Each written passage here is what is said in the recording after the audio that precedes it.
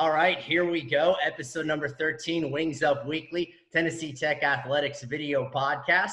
Pretty fired up about our guest today because if you're talking Tech Athletics, I don't know if there's anybody more knowledgeable than to talk to. 40 years of experience, former Golden Eagle head men's basketball coach. He is currently the Associate Athletic Director for Sports and Compliance. He's done it all with the Golden Eagles.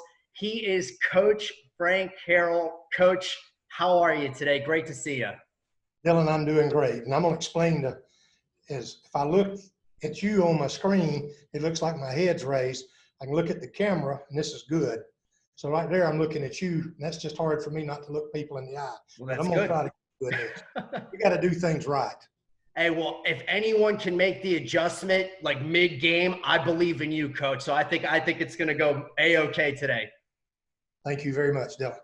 All right, well, let's get started. I think first and foremost, a huge congratulations is certainly in order. The announcement coming out a few weeks ago, retiring from your current position as Associate Athletic Director. It's not goodbye, though. There will be a new position, and we'll get into that in just a moment. But 20 years coaching, including 10 years as the head coach with the Golden Eagles, the last 20 years in administration. With the announcement of your retirement, how much of this is a bittersweet feeling for you? Well, you know, I have surprised myself, Dylan. Today, earlier, I was on with some administrators, and Mark asked me to talk to them a little bit about my duties, about what I did and how I approached dealing with coaches as a chief administrator. And at the end of it, when I was telling them how much I appreciated them and telling them I loved them, I actually had some tears in my eyes. So there are times that I admit that it's like leaving something that you love. But the best thing is Mark has found me a way to stay involved in a way I think I can really continue to help the program.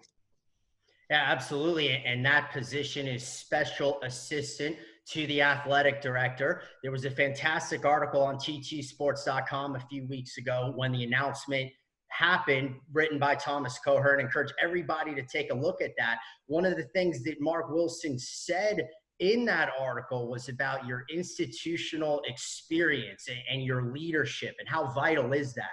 What do you envision with this new position? What do you envision it sort of playing out as? Well, I'll serve one just as an advisor to people, to be here to ask questions about, you know, there's not much happens in athletics other than this year. This has been a different year that hasn't happened some other time in athletics. So I'll be here as a resource. Plus I'll do special things like right now I'm working on an insurance bid that I project is going to save us about $40,000, $50,000, hopefully a little bit more from last year. And we've been working on it quite a bit. And Mark wanted me to finish that project, even though there are other people that can do it, because I have the most knowledge on it. And there'll be special little things like that all the time. I'll probably do some fundraising. We've always had the philosophy that all of us are fundraisers, all of us are compliance, all of us are fans for the teams. We just try to do it all and be part of it. So I'm going to try to stay out of everybody's way who's doing the jobs I did before, unless they ask for assistance, and try to do whatever Mark gives me in a way that makes everybody realize, hey, Frank is still functioning. He's still a valuable resource for the university. Because Dylan, honestly, I don't want to be here unless I am doing something that I think is important and helps us all. Well, and when you kind of came to this decision, and I, again, encourage everybody to read the article on ttsports.com, some great quotes and stories from you. Mark Wilson is quoted in there, both Tennessee Tech head basketball coaches, John Pelfrey and Kim Roseman in there as well. One of the things from your perspective that you said, while this decision made sense, it was somewhat of a difficult decision. How did you arrive that this was the point in time to step away? I've been, ever since I probably took an administrator role, you start planning when you're 52, 54 for what are you going to do when it's retirement. So I've always had that kind of in the back of my mind, and I've pulled up the retirement scenarios from Social Security, from the TCRS. And then when I hit 65, I talked with Mark, and we decided that I was still very useful here and that he wanted me to keep working. So I promised him then a couple of years, and then I said a couple of more, and then I said, hey, let's talk again when I'm 70. So I'm hitting 70 this week. But when I started thinking about it, my first thoughts were maybe one more year or maybe till January. And I don't know why I thought January was a good time. It would get this school year started. So when I was thinking in January, so I talked to Mark one day, with the budget situation, would it help you if I move that up some? And he and I talked about it, and Mark was really good. He told me, Coach, I want you to retire when you want to. I want it to be your decision. But I can see the advantages to the budget as long as I've been here for my salary not to be a part of that budget anymore and just get a small portion of what that would be to do things to help. Now, I honestly, when I first started talking, I was considering doing some of the same things I was doing, but we found out I couldn't do them and be part-time. So by then, it just made sense because me retiring when I did, my retirement's enough that it can save maybe two positions in athletics that are lower paid positions, my me not being there. So to me, the most unselfish thing was to go ahead and say, Mark, let's move mine up. And then we went to like October at one time, and then we figured out I could work part-time and that would make up for that 3-month salary. So it's about the same. And I'd still have a transition that would be probably better for me and probably better for the athletic department. So over and all, it was foremost in mind, and no matter what people might think about it, but it was foremost what's best for the athletic department right now. What's the best decision I can make to help the coaches and student athletes? And I think this is what it is. Well, that's always been kind of who you are. I mean, I feel like nobody bleeds purple and gold like you do. So just such an unselfish move. One of the things that you brought up a little bit earlier in this episode was in your administrative duties, you discuss compliance, you sports supervisor, marketer, fundraiser. You were interim AD at one point. Heck, you were calling games with me, basketball games on ESPN Plus the last couple of years. Administratively, what did you enjoy doing the most? What gave you the most pride in doing? The thing I did the most was my involvement with student athletes, with interviewing student athletes to talk about their experience, because most athletes have a good experience here at Tech. And the one or two or three that might not and would share them with me, then I could take steps to make sure as they leave, they know how valuable they were to Tennessee Tech because they're part of our family. So to me, the thing I enjoyed the most in my career was coaching. I loved basketball practice. I loved basketball games. I didn't love the recruiting, even though I loved meeting people and talking to them, but I didn't like getting in that car and driving 8 hours and visit with a kid 30 minutes, driving 6 hours another way, get a couple of hours sleep and visit with a kid 30 minutes.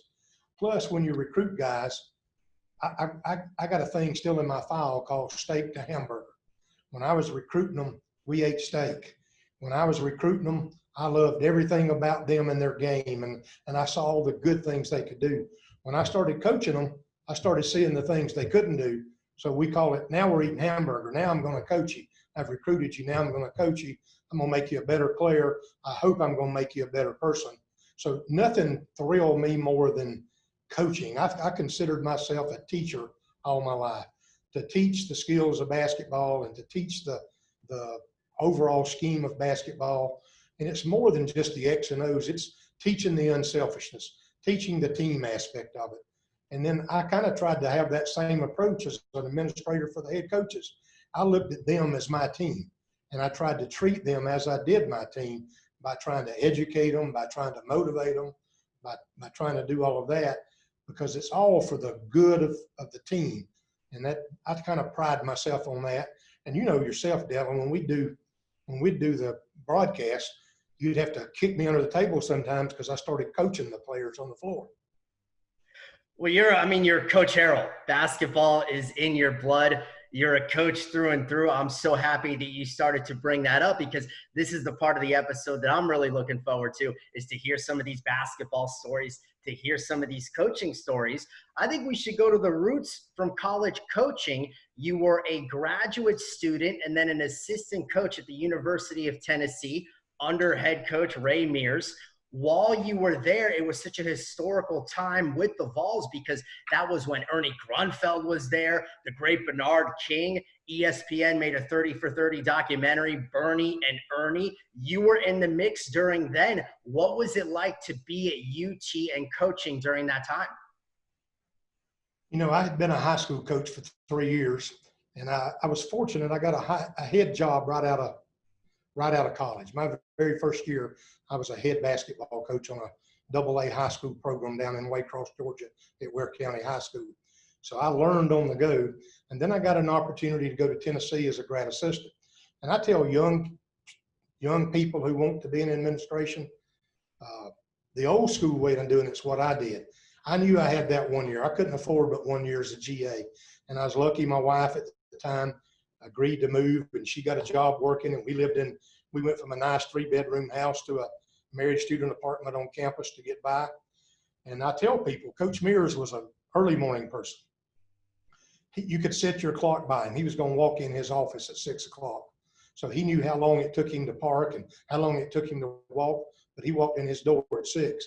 Coach Aberdeen, the associate coach, who probably had as much to do with me being at Tennessee, was a late night person. He might not come in till 10 in the morning, but he might not leave till 2 o'clock the next morning. So my goal was to make them know how hard I wanted to work for them. So when Coach Mears came in at 6 o'clock, normally I had coffee ready and handed him a cup of coffee that early in the morning. And I would walk out the door with Coach Aberdeen at 2 or 3 o'clock in the morning because he was not going to let you be the last one in the office. I learned that quick. He'd say, I'm going to stay till you leave. And I'd say, Coach, I'll walk out with you. So I got lucky again there that very quickly one of the assistant coaches left. And because I had worked like I did, I don't know that they had much chance other than saying, boy, how can we not hire Frank as hard as he worked and as much time as he put in? If Coach Aberdeen or Coach Mears was going to drive and give a speech, hey, Coach, want me to drive you? You can work on your stuff while I'm driving you. I just did everything like that. So it's kind of called paying your dues. And I think when you pay your dues, you appreciate where you are more. But I've been lucky, too, to work with great people. My first 2 principals were great. I had an AD football coach that was great. Coach Mears, obviously, one of the geniuses in the game of basketball. So I've been fortunate that way to learn from a lot of great people. Oh, well, what a great lesson you just said about having that work ethic, and especially early on in your coaching career. It ends up leading you to an opportunity to be the head coach and director of athletics at Clinch Valley College. It ends up being called Virginia Wise. From there in 1980, you end up coming to Tennessee Tech. You're an assistant coach. And who's on that staff with you? None other than Rick Byrd, the longtime Belmont head coach, and he just was elected into the OVC Hall of Fame. Those early 80 teams with Stephen Kite on them. You guys win the OVC regular season in 84, 85. What do you remember most? What sticks out to you most about being an assistant at Tennessee Tech in the early 80s? You know, when we came into Tennessee Tech, I used to joke that the recruiting file had a few paper clips in it, because that's about what I found from the previous. And the previous staff were good people, but they just didn't have much opportunity to recruit. They gave us just a very tiny bit of money to recruit. And Dylan, my first trip, I watched us practice a couple of times, and I took off and I went to Georgia, because Georgia was where I was from, and it's where I knew they had great basketball players. And I swear I was gone 32 days before I come back. And a guy named Henry Shelby was over maintenance at the time and over motor pool. That's how I met Henry Shelby, because he walked in my office one day and he said, I just want to meet the guy that would spend 32 straight days on the road recruiting basketball players for Tennessee Tech. And Dylan, part of this, and this is true, I had to really work to get paid for that, because I only spent like 2 nights in a hotel. The rest of the time I was with a coaching friend or family in Georgia or somebody I had coached with, because we didn't have the money to do it. And so I didn't turn in motel bills, and they didn't want to pay my mileage or my meals, and my mileage was a Tech car. So they didn't want to reimburse my cheap meals if I didn't have a hotel room. So I went over and talked to the business manager and showed him all the places I was at and said, so you think I've got to start getting a hotel bill and cost us that much more money? So he made an exception. So kind of strange how times were then. But what I remember most about that is building the program. And excuse me, and what There's a guy named Lonnie Boone and Carlton Clarington that you know the name. Well, I recruited Lonnie all year. And Stephen Kite was a junior that year. So Lonnie was from Perry, Georgia, down in South Georgia. Kite was from Atlanta. So to get to Perry, I had to drive through Atlanta. At that time, there was no limits on how many times you could go to high schools. Now, you couldn't visit with juniors, but you could visit with juniors coaches. So I never drove through Atlanta going to see Lonnie or anyone else that I didn't stop at Turner High School to visit with Stephen's coach and to make sure I walked by the door where Stephen was in class, where he'd see me coming by. And Lonnie and Carlton, I was recruiting Lonnie all year. And Lonnie and I laughed about it a few weeks ago when he was up here. Lonnie had committed to middle verbally, and I just kept recruiting him. And I just kept on, but I had an ace in the hole. I knew his mom really well, and I had worked on his mom, and I knew his mom wanted him to come to Tennessee Tech. So I knew I wasn't out of it as long as Lonnie's mother had to sign the thing too. So as it went on, I think during the state tournament, I was with Lonnie every game. And a couple of times I'd say, Lonnie, you know, Middle says they're recruiting you. Where they're at, I don't see them here anywhere. I'm here watching you play. Coach Deaton's here watching you play. And so we ended up signing Lonnie. Now, we also needed a point guard that year. We brought in Steve Taylor, who was going to be a center for us the next year. So we needed a point guard.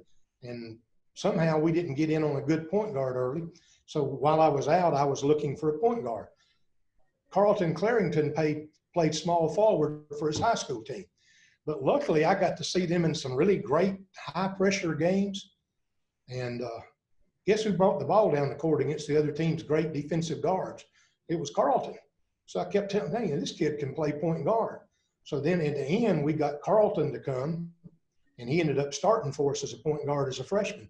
He started the first game. Lonnie didn't start till like the 7th or 8th game. But I think getting Carlton and Lonnie led us to getting Stephen Kite. That led us to get Joe Jones, who was also on that team. I think that recruitment of those guys really made a difference and helped us win that championship. Well, that's it. I mean, we already get to hear some of your coaching and your recruiting abilities. And I love how like Middle Tennessee was involved there. We'll get into a little bit in that rivalry in just a moment. Unless you want to start talking about, have at it.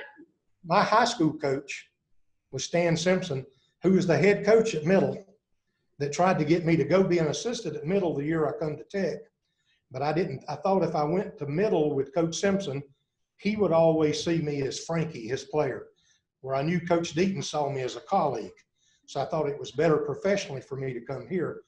But I got to hand it to Coach Simpson when we beat him out for Boone and Kite and those guys. He just congratulated me every time. And so really, it was good to beat Middle out. Of course, I learned the rivalry of Middle before it was all over. And I still joke that my two favorite teams are Tech and whoever's playing Middle that day.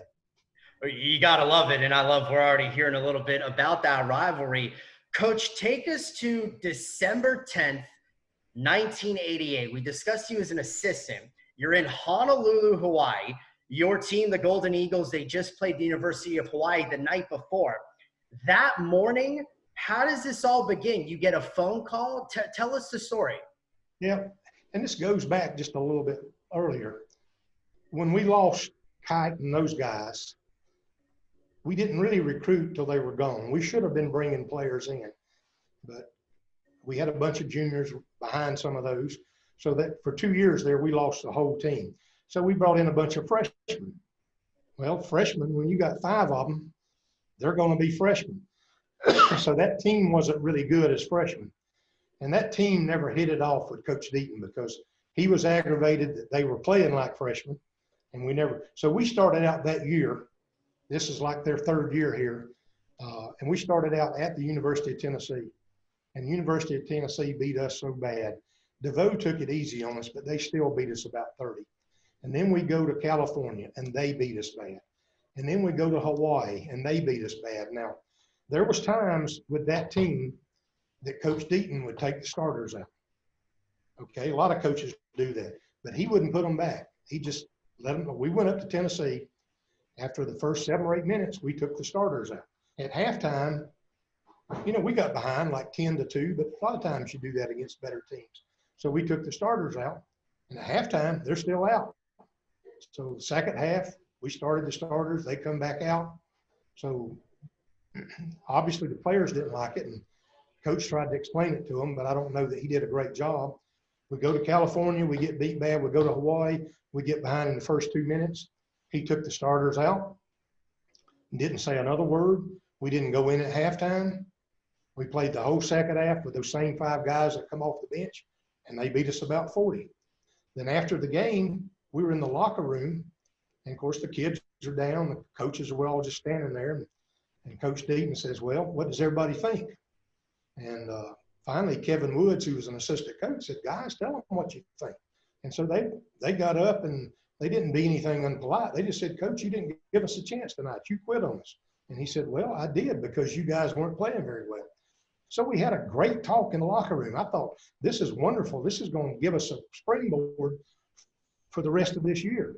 So then Coach Deaton's last words in the locker room was, everybody go figure out what you can do to help this team the most. So now back to your question. Next morning, I'm laying there in bed. Coach Deaton calls, and he said, I just quit. I need Keith to bring me my ticket. Speaking of a plane ticket. And, of course, Coach Deaton was a little bit of a jokester, and so I thought, yeah, you quit. We played bad enough that all of us should quit. He said, no, Frank, I quit. I said, you quit what? He said, I quit the coaching job. I just called Dr. Larimore and resigned. I still think he's joking, so I said, okay, I'll get your plane ticket. I'll bring it down to you. Well, he said, no, I won't take Keith to bring it. And Keith said when he walked down the hall, Coach Deaton was in the elevator holding the door, and when he saw Keith coming, he reached out and let the door go. So he got his ticket, didn't say a word. Now, for whatever reason, I've never talked to Tom about that. He decided it was best for Tennessee Tech and for him to move on. So I'm laying there in bed when Keith come back, and he said, Frank, he really quit. Dr. Larimore called, said, what's going on over there? And here's the story. There was nothing going on over there other than the team getting beat. I still get asked today, what was the scandal? There was no scandal. It's just Coach Deaton quit. He decided he didn't want to coach anymore. So I got to get the team up, tell them, try to get them ready to play that night. And I do think the team kind of rallied around me, and we played much better that night against the team we played, which was the best team in the league, and we hung with them a while. And then, of course, we get back home. I get a chance to practice them, start running the ball up and down the floor a lot more the way they wanted to play. And we come back, and we lost in Chattanooga by overtime. We lost at Middle in overtime. And so we got to be a better basketball team.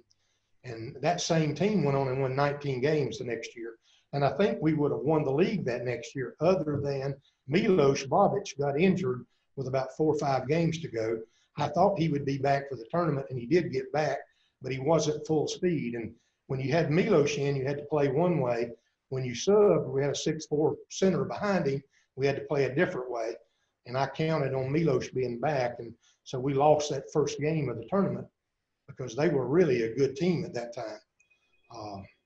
So that's the story. The guys rallied around me, and for whatever reason, Dr. Volpe, who was our president, and Dr. Larimore said, you're our coach for this year. You're going to be back next year, straighten the team out.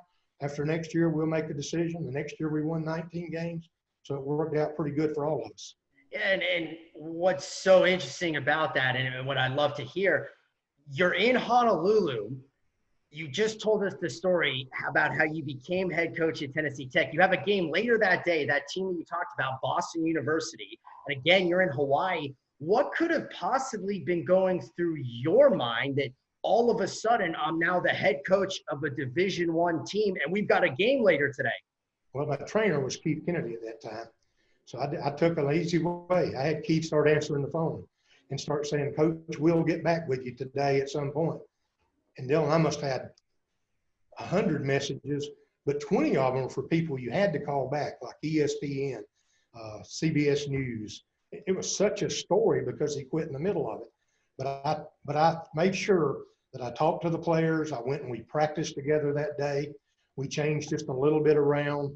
And I told them I don't expect great improvement tonight, but I expect great effort. And I also challenged them a little bit that, hey, if you don't play better, everybody's going to say it was your fault. If you'll play better, everybody will blame it on us coaches for what's been happening. So my mind at that point was to take care of my team. Now, after we got through practice, between practice and the game, I was calling everybody and I was being very honest that, look, the man quit. I don't know any more than that. I'm the new coach. We're going to do things my way. That's nothing against the other. And then even on the way back, I had Rob Shabert. I knew when I got back it was going to be a madhouse. So I got Rob to call everybody and say, Frank wants to answer all these questions at one time. So we had a news conference in the Hooper Evelyn Center. Dylan, I'm still shocked. There was like 10 cameras there. There was like 500 people in the stands. I was expecting Frank Lane from the Harrell Citizen and a couple of radio stations, but all of the Nashville media were there and Knoxville media was there. And so I wasn't prepared for that big a deal. And so, but I went through and I talked to them about the team and what we were going to try to do, and talked to them about, hey, Coach Deaton is no longer with us. So all questions about him, I'll answer them one time. Then we're moving on because that's all we can do.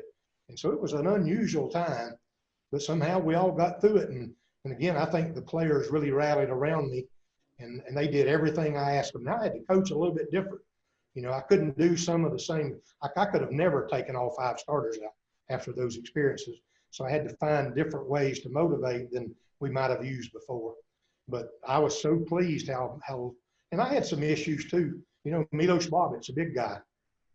Milos should probably listen to this. Milos was talented, but at some point he wanted to play the way Milos wanted to play rather than the way I thought we needed him to play to help our team be successful.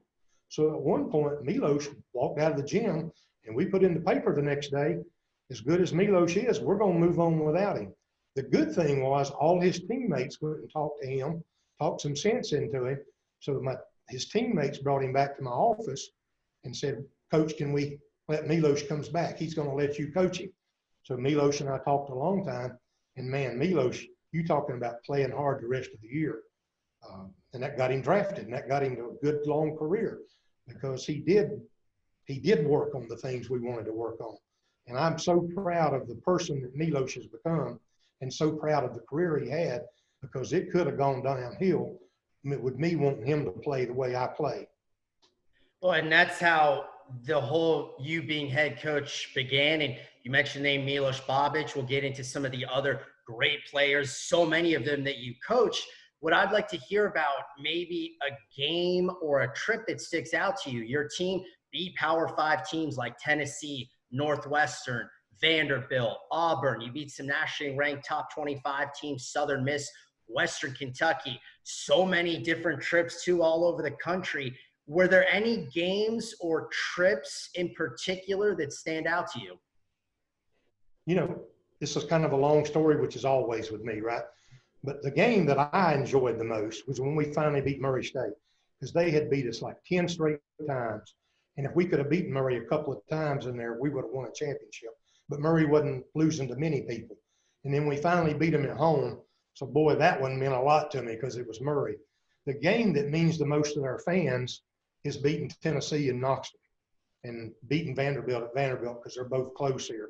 The game at Vanderbilt was the first one, and I mean, my phone rung off the hook. And then when we beat Tennessee, I just had to tell Susan, my secretary, I'm not taking any more calls today because that game's over. I've got to move on.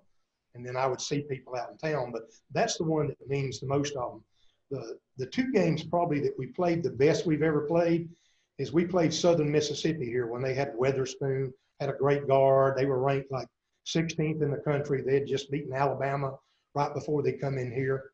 And we beat them here on our home gym and in a pretty good commanding game. And I was starting 2 freshmen and a sophomore that game. But we really played well and had a good crowd here. It was a disappointing crowd for that time. It was like 5,000. I was used to 6 or 8 in the league, but this was in December and we didn't, but it's still a good crowd because they knew how good they were. And then Western Kentucky came in here with a top 20 team. And I don't remember the score, but it was like 102, 96, 98, 90, really a high scoring game. And that's when Ralph Willard, who had been an assistant at Kentucky, they tried to press us the whole ball game. Well, I had a guy named Maury Schuster, who was point guard, that you literally couldn't trap him and press him. He was the quickest player I've ever seen going laterally. You just couldn't trap him. So they tried to press. Maurice would beat the press. We'd get an easy shot at the end of it. So that's why we outscored them. In that game also, Rob Schaefer and I went back and looked, and I'll have to check with him, but there was like 6 3-pointers made in like 16 seconds. Wow. 3 by our team, 3 by their team. Well, it's because neither player got back. Rob West hit one on our end. Their player hit one on their end. Rob hit another one on our end. Their player hit one. Rob hit a third one. Their player hit one. We hit another one. Ralph called timeout. I didn't care because we were scoring, and as long as we were staying ahead, I was happy. But it was just both guys guarding each other, and they were both getting out so quick on the break and shot that quick. The other guy wouldn't get back. He'd be at half court trying to get back. And boom, we're going the other way with it. 2 great point guards. Van Usher could throw the ball through a needle. There was lots of times he would throw a pass 3/4 length of the court, and I'd kind of suck my breath in, and all of a sudden that man would break right where the ball was coming, get an easy layup. So that's the games that stick out. Every time we beat Middle was special. Yeah.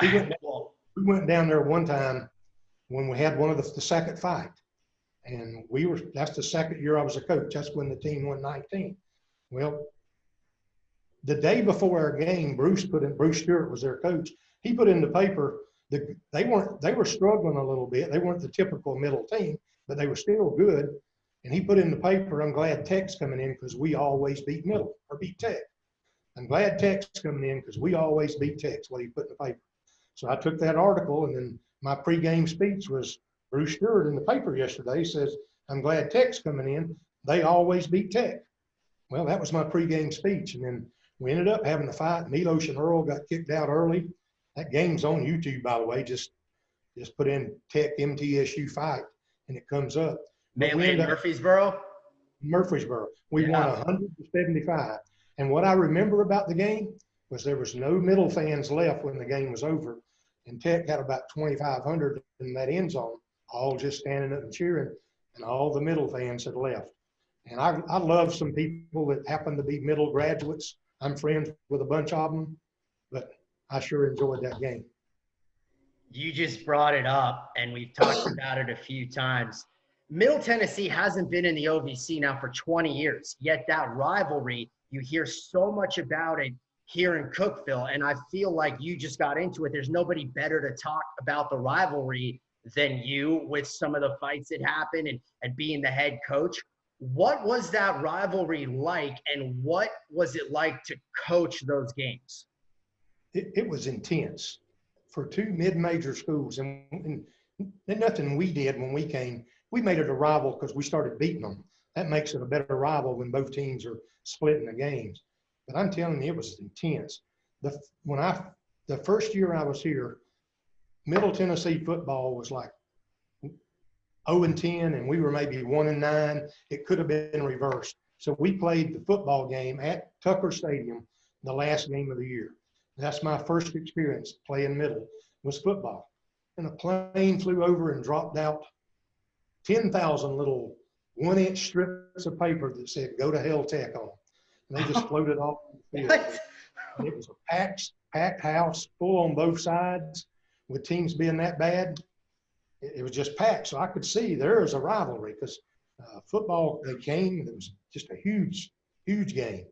And I think if I remember right, Tech won that one. So then we come in basketball that first year, and we lost both of them to them. We come in the next year when Lonnie's a freshman, and they're the number 1 team in the league, went on and won the league that year. And they actually beat Kentucky that year in the NCAA playoffs. That's how good a team they were. But we got them to our place, and I can remember we put in the game plan that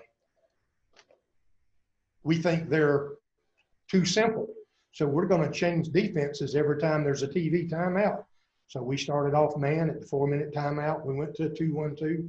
Next 4 minutes, we went to a 1-3-1. Last 4 minutes, we went to a matchup. And we ended up winning that game. And Coach Simpson, again, who's my high school coach, said we never could figure out what defense Tech was playing the game. So he felt like they hadn't scouted us well enough. So I was really proud of that game too. But then it just went on, and we had a fight when I was an assistant coach here.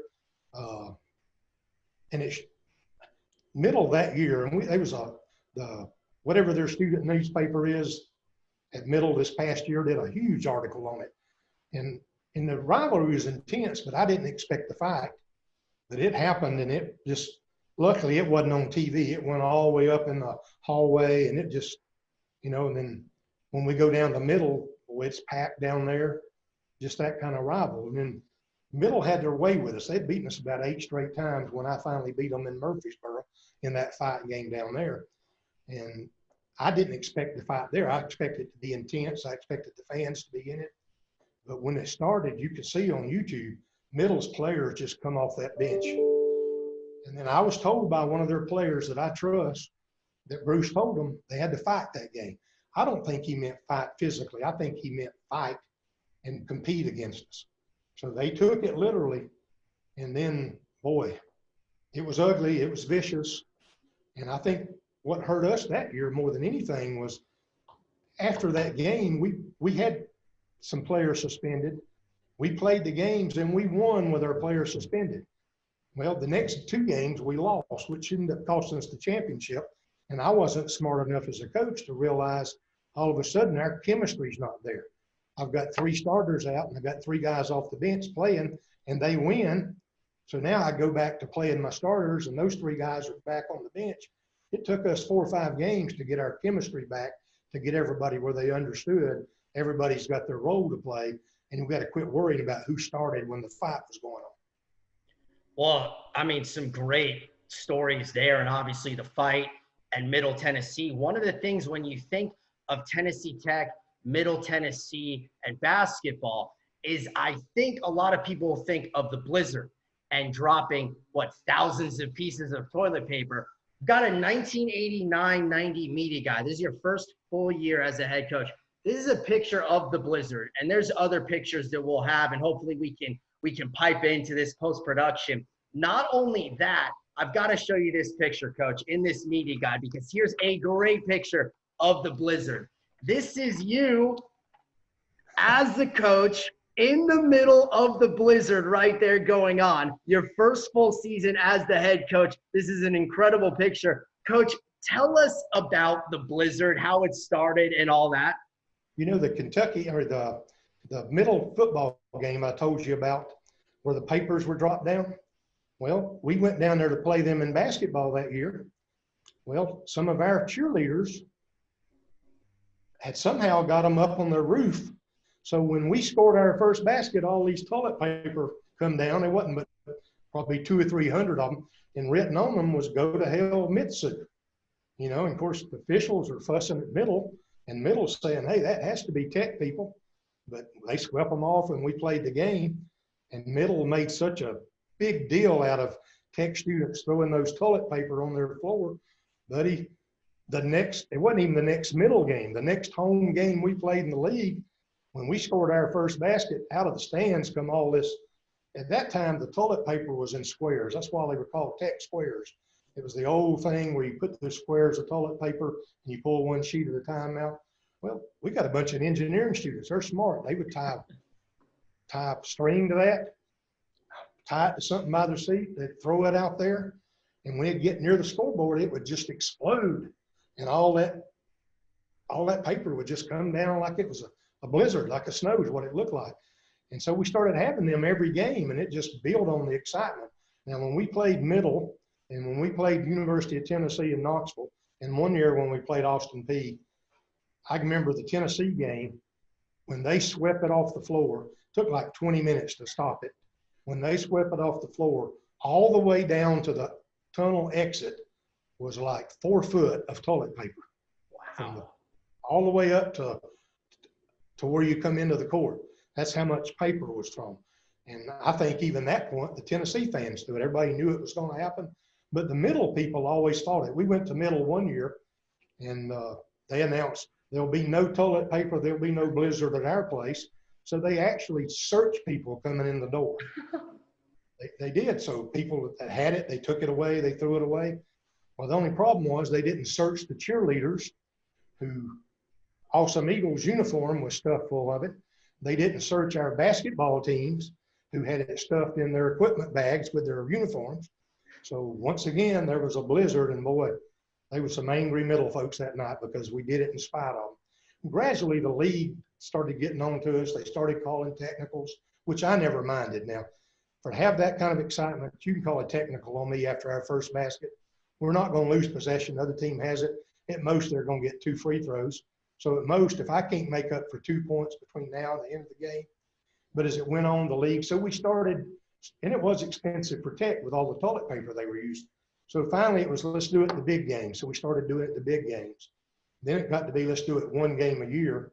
And now we've tried it a couple of times, but it don't work because you can't get the original Tech squares, and rolls of toilet paper aren't the same.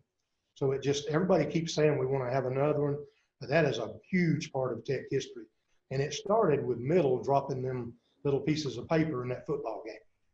I mean, it's just, I mean, look at, it's crazy how much toilet paper that is. That's insane. And again, we have other pictures. Hopefully we'll be able to do in post-production. A great story there. This is a story that I'm interested about because I've heard you tell this before. And to me, it's so outrageous that this actually happened. So you'll have to fill in the details, but I want to say you used to go to Idaho area, Utah, Montana. And I think it was a game in the early 90s involving John Best at Idaho State. And the officials decided, hey, let's play hockey rules. And they put him in the penalty box. What happened? You know, we have a great booster, a great friend of Tech Athletics, Dr. Gail Fields, who's in Idaho. And it got to the point he wanted us to come out west and play. So he would pay for our plane ticket. So that's like almost playing a home game. Sometimes he'd play for the plane ticket and the hotel bill. He'd usually provide some meals for us. So we went out to play Idaho State as part of that. Sometimes I couldn't get Idaho State, so I'd play somewhere close to it. Brigham Young, Utah, Montana State, people like that. But we went out to play Idaho State, and you can imagine we're coming in there with all this fanfare, and Doc's got this big party planned the night before, invites everybody all over the town, and so by the time we get to the game, I could see it in their players' eyes. And I told my guys I didn't talk to them in the locker room because I didn't notice it till we were out. And I called them up and said, guys, you better be ready because these guys are mad because we're getting so much attention in their hometown. So we start the game off, and it's pretty physical because they're a physical team, and my guys are pretty raw bone physical, and we're running up and down the court. So finally, one of their best player elbowed John Best. It's clearly on the film. One referee saw it, called a technical foul, kicked him out of the game because it was flagrant. All right. And on the film, John did nothing back. Now, I don't know if John had said something to him earlier, but we looked back earlier to see if there'd been an elbow, and there wasn't. Well, the officials are sitting there, their coach is arguing, and how can you throw one guy? How can it not be 2? And of course, I'm listening to them saying, well, my guy didn't do anything to get hit. You can't throw him out. So one official's explaining, Coach, you're a guy elbowed. That's all I saw. He's eliminated from the game. Then all of a sudden, another official comes in and says, well, I tell you what, I saw his player elbow, so both of them are out of the game. So I'm going to argue, what do you mean you can't come over and call something 10 minutes after it happened? And of course, he and I are going at it pretty good, and Idaho State's coach and the other official are going at it pretty good. And finally, the officials get together, and they come over and they say, here's what we've decided. Coach, your player is going to be out for 2 minutes, and your player is going to be out for 2 minutes.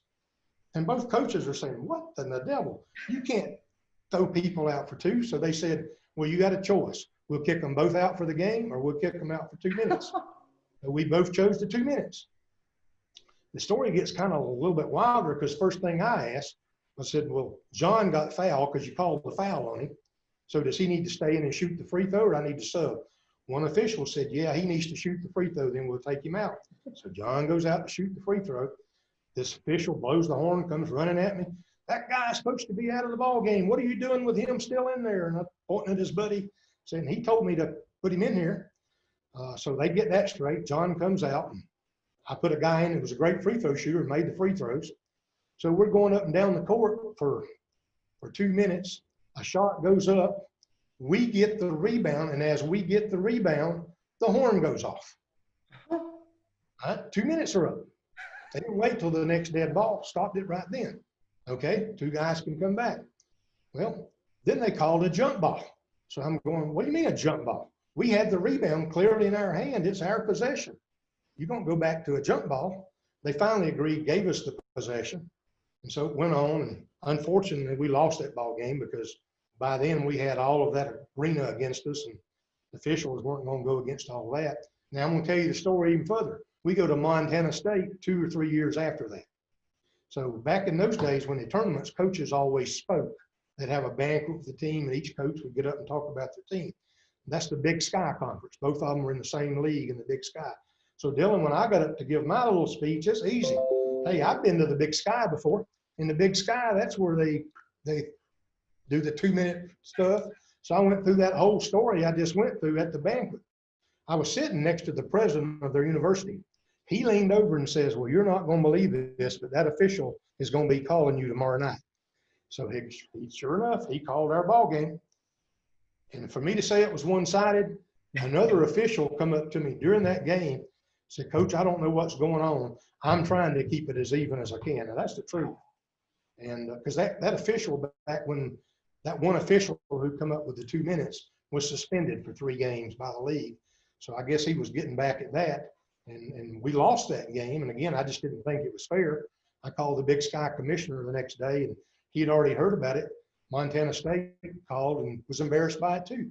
So long story for that one, but that was the game that, and Rob Schobert loved to talk about the hockey game. Yeah, it's like 2 minutes for elbowing. That just doesn't make any sense. I've never heard of anything like that. I appreciate you telling that story at Idaho State. It's just crazy.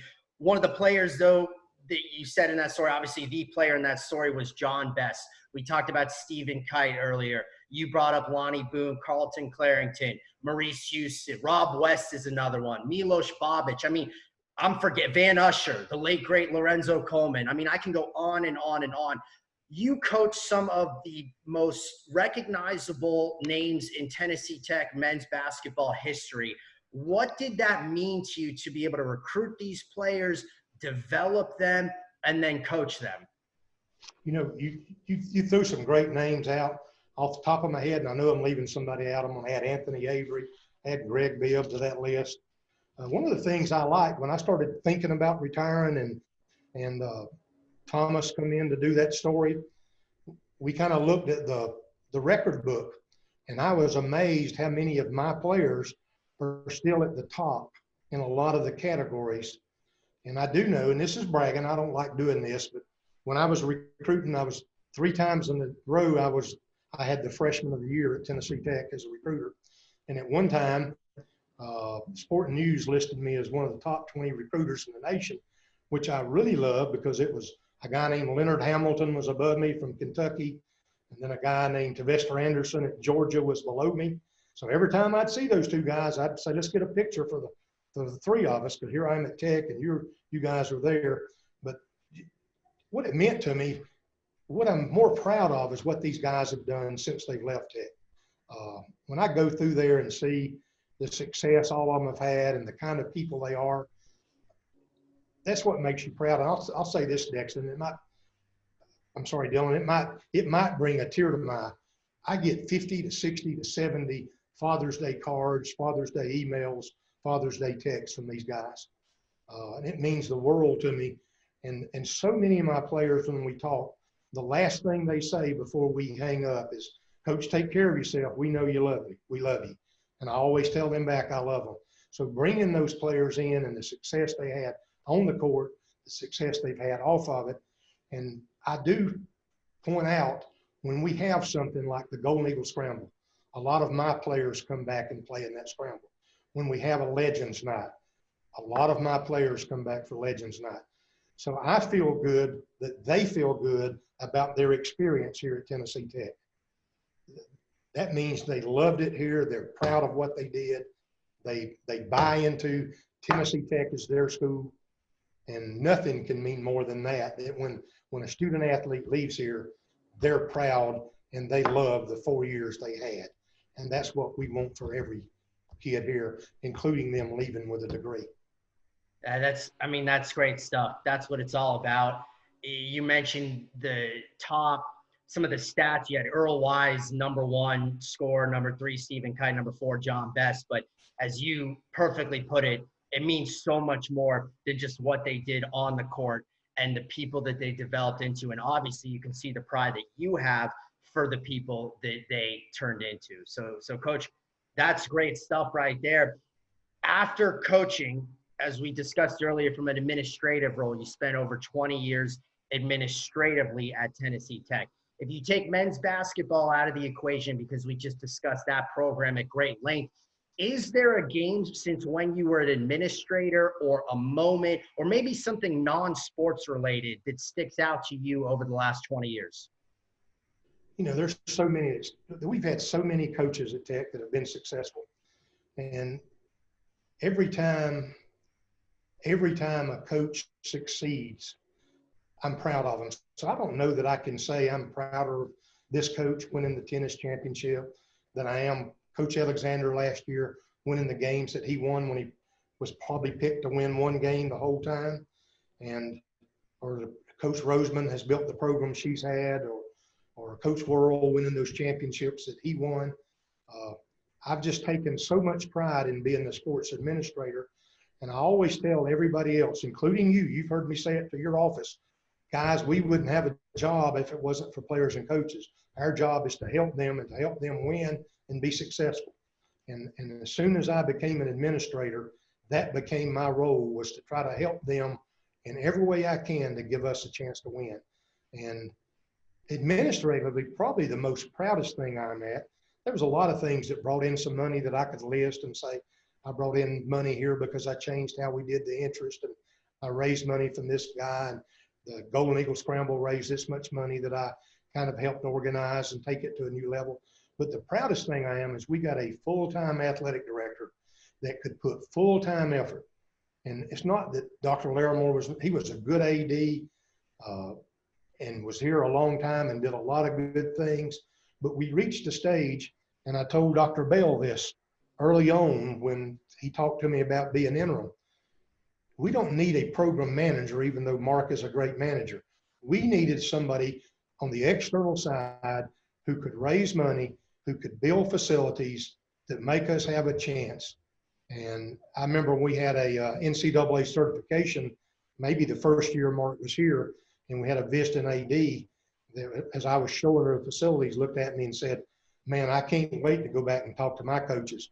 None of them can ever complain about their facilities again. That's where our facilities were. And so having that full-time AD and a fundraiser with him that could raise money for us to give our coach. Sometimes it's hard for track for many years. We had a track program, but we didn't have any money for recruiting. We had a track coach that we were paying very little, and we had scholarships. So he had to recruit off the phone. And so it's hard to have expectations for that kind of program. The same with golf for a while. At one time, that's the way soccer was. So as we've hired coaches, as we've given them assistant coaches, as we've given them benefits, as we've given them recruiting money, you can hold the expectations up that they compete at the top of the league.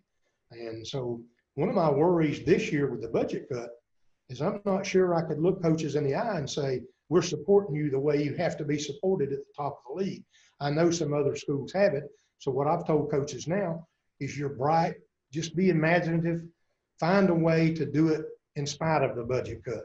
And hopefully we can get it back. Now, we very badly need to raise a lot of money from our boosters for this coming year to make up for what the COVID has cost us in funds. And I did notice North Carolina Charlotte the other day, they raised more in the last 4 months than they had in 3 years. That's the kind of response we need from our fans. We need them to pitch in and help, and they can give it to whatever program they want. I like what Coach Doyle said out on the golf course at the Scramble one time. Hey, every team needs your help. You can give them $1. You can give them a couple of $1 million. You can put it wherever you want, because I guarantee you, wherever you put it, it's going to help a team be successful, and it's going to help student athletes graduate.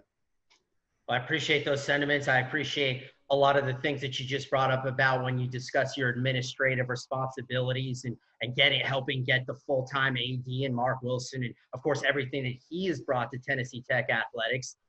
Full disclosure, we're filming this episode a few days early. It is set to debut on Thursday, July 16th, which is your scheduled last day as Associate Athletic Director. So I think it's an appropriate time. We'll conclude the episode here with you giving a message to Golden Eagle fans, to student athletes, to coaches, both past and present, and whatever you kind of want to say as a message here on what would be your last day as Associate Athletics Director.